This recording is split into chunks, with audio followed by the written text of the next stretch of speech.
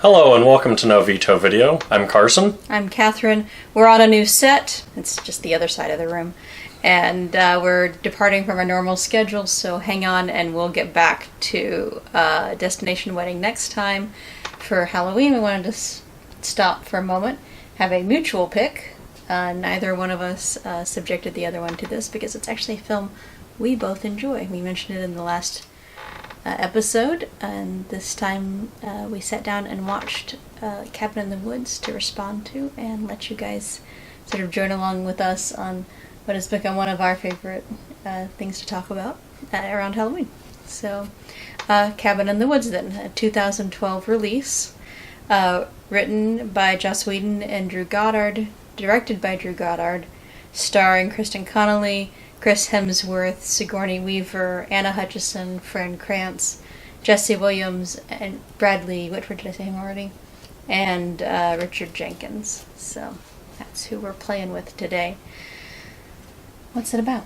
Cabin in the Woods follows a group of teens who unwittingly end up in a horror cabin, basically, following the tropes of the slasher genre, and explains why the tropes are what they are, including things like dropping your useful tools as soon as you use them, and why you always have the same archetypes of characters. Yeah, I actually want to... Is that a function of the plot, or is that a function of the storytelling? We're gonna dive right in. And by the way, we're gonna do like a full exploration. So if you haven't seen this movie yet, like, stop now, go get it. It's very reasonably, priced to buy. You can probably rent it somewhere. You can certainly get it from your library. Yeah, check it out. I think in this regard, the storytelling and the plot might be too interlaced to really split them. So if I were going to give a plot description, I would say a group of college-aged young adults unwittingly find themselves a part of a cultural experience much larger than themselves that takes place in and around their seemingly innocent trip to a cabin in the woods. That would be my plot description. Okay.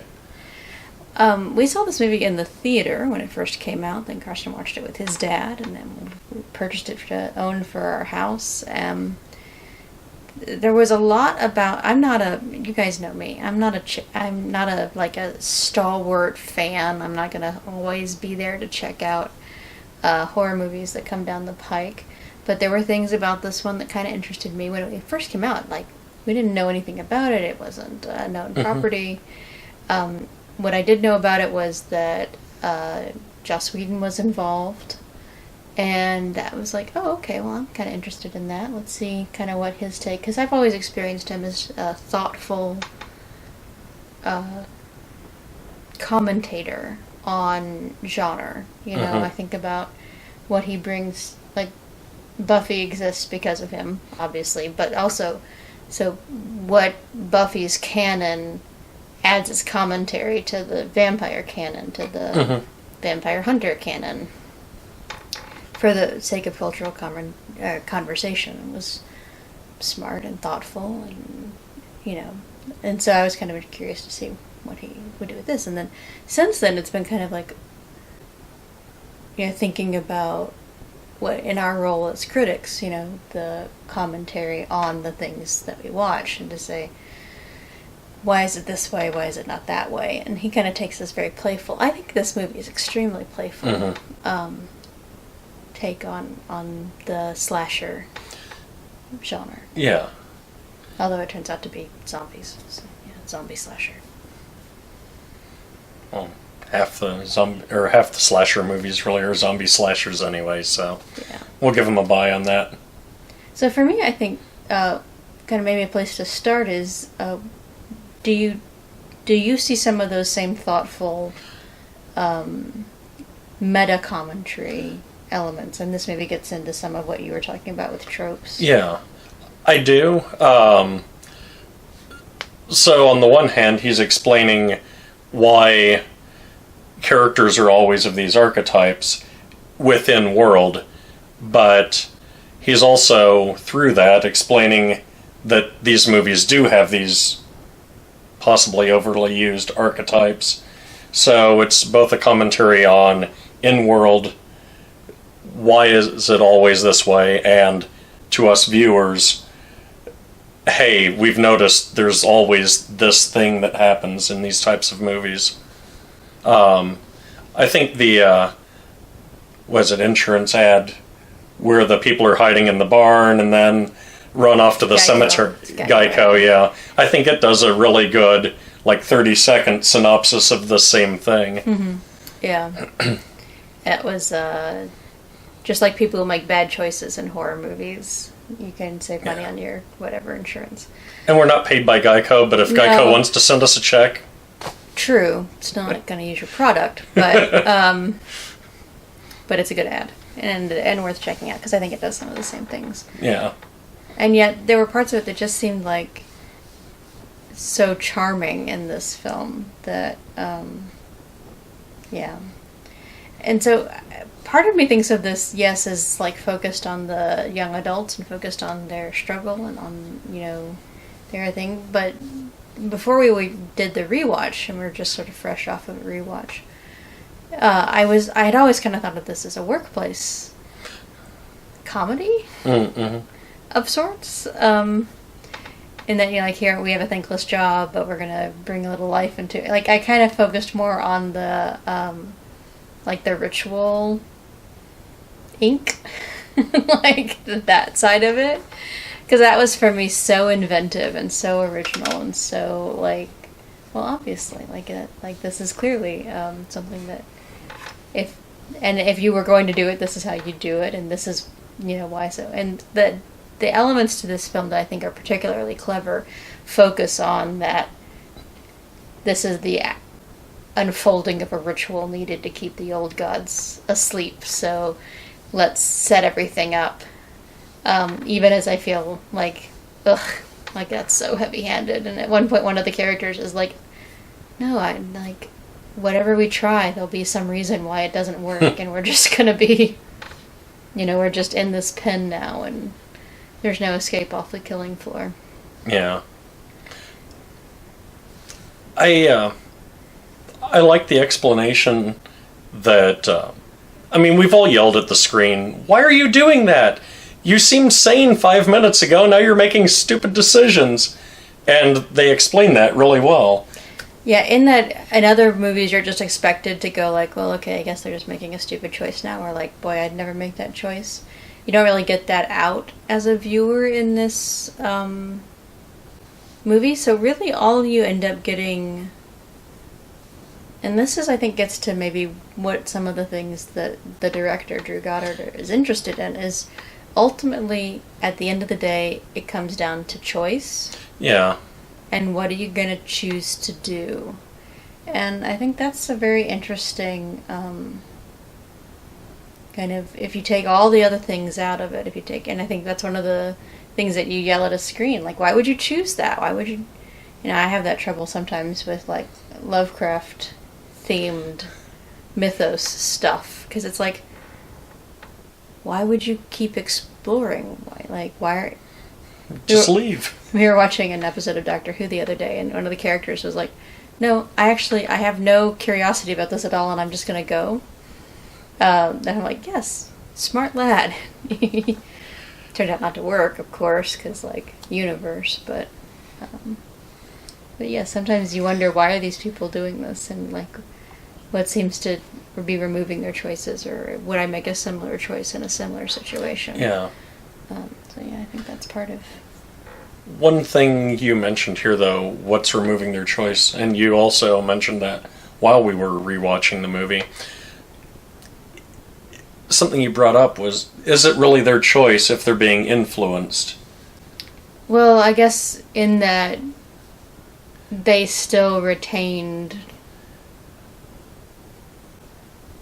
some... Yeah.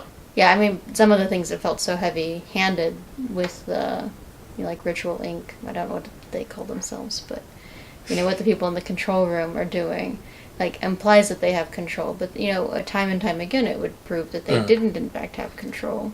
And one of the characters does kind of bring that up. A couple of them, actually. But Yeah, that they're not here just to be moved around. And I think one of the things, too, is that the ritual people are trying to distill people to these archetypes. And the film says these people aren't these archetypes, or aren't only this. The person that they cast as the athlete or the jock wasn't like that before he started getting messed with. He was a fuller, more well-rounded, well-read, intelligent, and decent human being who wouldn't, who doesn't act left to his own devices the way that he's acting in this. So they say, we must cram you in this cubbyhole and then make you dance to our tune. And people try to resist that several different times during the film. Yeah. To greater or lesser extent. I commented that the fella Marty that they've cast in the role of the fool really does have, like, a backbone, and not just like the speak truth to power role that the fool has, but in a, like, for real, like, I have a moral code and I will stick to it sort of way. Yeah. Also, when I think of the fool character, I normally think, yes, he was full of conspiracy theories, but he didn't do anything, he had no antics, for lack of a better word. You don't think that the constant pot smoking wasn't his antic? He didn't, like, run around doing any goofy things. He wasn't... Agree to disagree. Yeah. I don't know. It's just the He wasn't only his antic, I think, is my point. I don't think his antics were very severe either. Just by sheer volume, I think, is, like, it becomes foolery by sheer volume. Maybe, but even Shaggy has a catchphrase of zoinks. He was always hungry. Well, yeah. Pop-Tarts. That's true. The moose. Like. Oh, yeah. So there was plenty of stuff Moose. to make him a foolish character. That's true. But he was also, other things. He was in touch with ancient wisdoms. And ultimately, at the end of the movie, it's unclear, actually, now that I've rewatched it, what his ultimate choice might have been as regards to the end of the ritual. If, other forces hadn't intervened, if he might have chosen a different path. Or what any of these characters' choice would have been if this organization just approached them initially and said, hey, here's what's going on, would you volunteer for this? That doesn't seem to be part of the... I get that, but... the appeasement of an ancient and unpleasant thing that would punish people simply for being young. That's true. What a great metaphor. So these people are young, and they're doing a young person thing, but the adults are always watching, and the adults are always judging, and, and that there's the sense of, like, it is their very youth that makes them hard. So what ultimately, yes, it turns out to be a literal elder god, but what is actually angry with them for being young? And it seems to be this organization, this workplace of adults. Mm-hmm. And so for me, I think there's some interesting commentary on, like, when adults are quick to say, millennials are killing off XYZ, whatever it is that millennials are supposed to be killing off this week, that, like, ease up, you guys. Well, don't run us through your murder room just yet. And that raises an interesting point. The younger the employee, the less likely they seem to be on board with this. For instance, the new security guy questioned almost everything they were doing. The woman from Chem, I think it was, when the two main characters from that segment of the movie were celebrating, the guard goes, so you're all celebrating? No, they're celebrating. I'm just drinking, she said. And she was much younger than they were. It could be she was celebrating and didn't want to admit it, but it could also be that she's just trying to drown out what she's been doing. Yeah, they're certain to... At one point do you become part of the machine, that's grinding up these kids, and for what purpose, I suppose. Yeah. I mean, ultimately you've decided that it's a good purpose to keep the wheels on the train, like to keep society going. You have to sort of engage in this sort of soul-crushing endeavor, but, maybe it's a suggestion that the wheels can come off the train. Yes, there will be a terrible, awful train wreck, but then you're not participating in the same. Yeah, there's so many choices at play in this. Whether it's betting on the pot of like what horror the kids are going to pick, or whether the kids are going to listen to the harbinger and turn away and save their lives, or keep going. Yeah. On the second rewatch of this, the more I'm thinking that this is actually a film about choice, about choices and the choices that we make. Yeah, it could be. I think like a lot of horror movies, especially well-written ones, it's also a movie about both what makes us human and what we as a society are afraid of. Sci-fi does that more than horror, but horror still touches on that a lot. Oh, no, definitely. I mean, I think that's the ultimate thing of horror. I mean, we talked about, fear of, losing control of ourselves is, the Jekyll and Hyde, it's werewolves. So there's, what we fear shows up in our, fear of contagion, fear of the secret infiltration, think about the horror movies of the 50s and 60s and what they were afraid of. Such a clear stand-in for fear of nuclear war and fear of, the threats of communism. And anyway, and I think, still today, you still got these pandemic movies. You've got also this idea of like becoming part of a mindless horde is certainly something that we're scared of. I think it's why zombies are sort of everywhere right now and all the different things that zombies stand in for. And then often, zombies zombie movies can often end up being just a natural disaster movie, wherein the zombies are a thing that's happening and it's a conflict, but the most horrible things, the most terrible things are done by people to people. Man's inhumanity to man. Definitely. A trope. And I think that's... So, what are we afraid of there, right? And this is part of that. Yeah. As well. Oh, and also fear of bureaucracy and large companies controlling everything. Selling out to the man, y'all. Yeah. And that everything we do is controlled by somebody whose interests are not our well-being. Or even if it's not controlled by it, it's observed by some other entity who is profiting off of it. And we're all influenced by the algorithm, man. Cue the green sushi recipes scrolling from the screen. For example. Yes.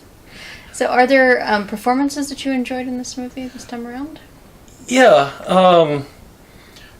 So originally I liked Marty's, the actor's name. Oh. Let me get my cheat sheet here. Fran Krantz. Yeah, originally I liked his performance really well. And I still think his performance was good. But the character itself just didn't lend itself to a lot of... Oh, see, for me he went up in my estimation this time around. As a performer. This time around I noticed that Chris Hemsworth, playing Kurt, did a really smooth transition between sociology nerd who's really focused on academics and getting scholarships for studying one of the top in my class, whatever, to I'm this drunken jock who just goes out in the woods to party all the time. And that should feel really jarring, but it does feel jarring in the character doing it, but he pulls it off in such a way that you're like, Well, this seems like it's just bound to happen when some nerd goes into the woods. Yeah, maybe. And I was thinking too about, I just was flashing back to plot again, and just like these movies, and this movie still doesn't actually examine it, but like two characters go into the woods to have sex. One of them is defiled by it. Want to guess which of the genders it was? Anyway. Yeah. Grumpy. I'm grumpy about it. I know, but remember, that's the rules that this evil elder god set up. Alright. This evil elder god has a weird relationship with women. I would argue the evil elder god has a weird relationship with all of humanity. Anyway. Of all the things, the fact that they want to kill everyone, I think, might be just slightly above that one in terms of egregiousness. Yeah, for me, the role or the actor that stood out to me this time around that I hadn't really paid much attention to last time around was Richard Jenkins, who played one of the two control room guys. Yes. And I thought he brought some heart to it. I mean, I think there's a sense in which, Bradley Whitford has these moments of like emotional depth, and then like as soon as he's into it, he pulls himself back out again and like says some sort of awful thing, or some sort of heartless thing, but that the Richard Jenkins character really kind of keeps himself to it. Mm-hmm. What did you think of the set design? I enjoyed it. Before we watched the film, we watched a little special feature that had Joss Whedon walking us through the cabin, and kind of talking about some of the artwork and some of the art design and some of the thinking behind it. And I think it helped me kind of look at this cabin with a slightly different eye. It's a pretty blank backdrop otherwise. I think it's a perfectly serviceable horror movie set without having that special feature. I don't know that I would have been like, ooh, this was a really successful horror movie set. The Basement of Horrors is, I think, one of the most interesting decorated sets in there. But I think what's so nice is the contrast between the cabin and then like Ritual Inc. and then below that like the Ritual Chamber, where the ultimate showdown takes place. And so you have these, it's sort of like a Star Wars movie in that respect, in that you have these three distinct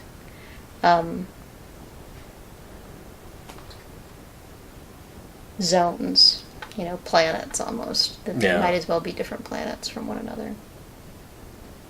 Like even so, like the upstairs room or the Ritual Inc. is all, like 1950s NASA control room kind of looking technology.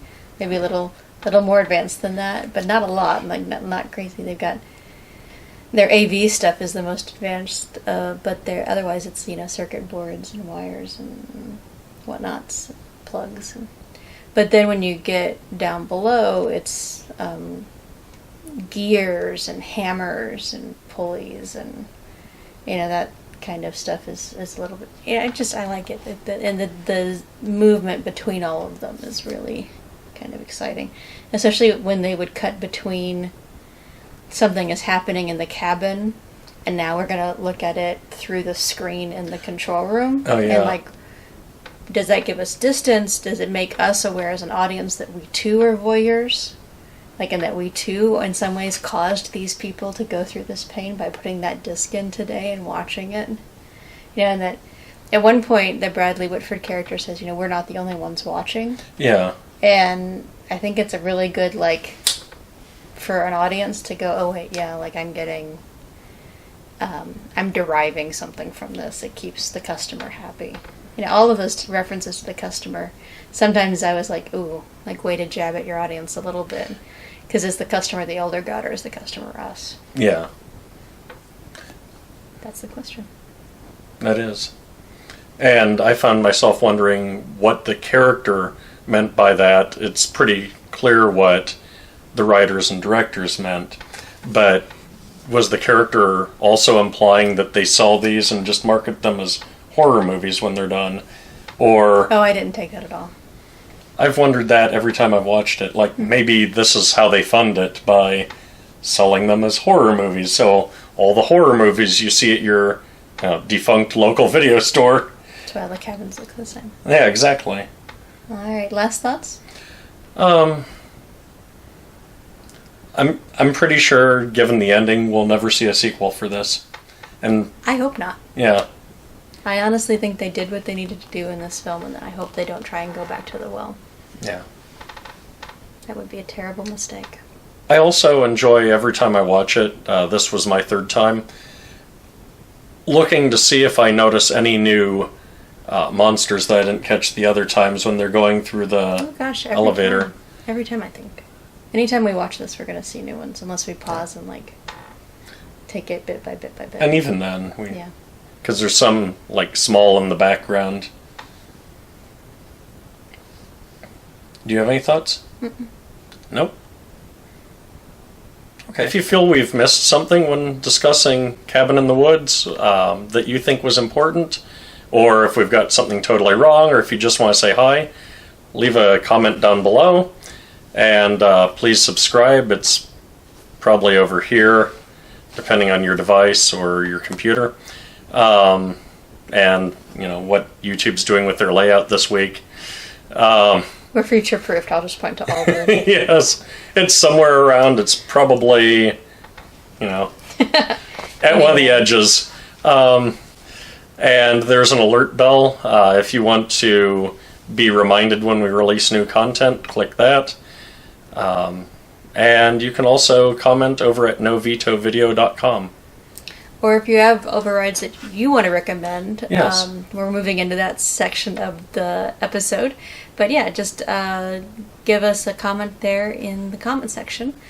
Overrides are what we call our recommendations to go along with or in place of a movie, in this case along with, since this is a film we both enjoyed very much. So Carson, what's your override? So I'm not going to do the cop-out that we do a lot of times and mention Scream. Okay, fair. Since we did that last time and a And the couple time others. before, it's in the penalty box. Yes, it gets at least 15 episodes then. Instead, I'll recommend Abbott and Costello Meet the Monsters, which is doing sort of the same thing where they take all of the, Universal monsters and, have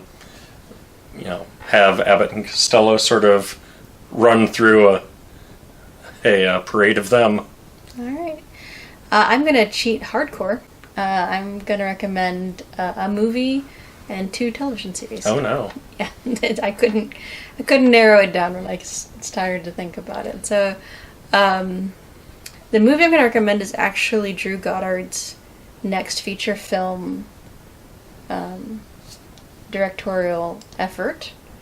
We just saw this at the theater last week. Bad Times at the El Royale. Oh, yeah. Right? Now that I've said that, doesn't that make so much sense? Yeah, it does. Think about all the things.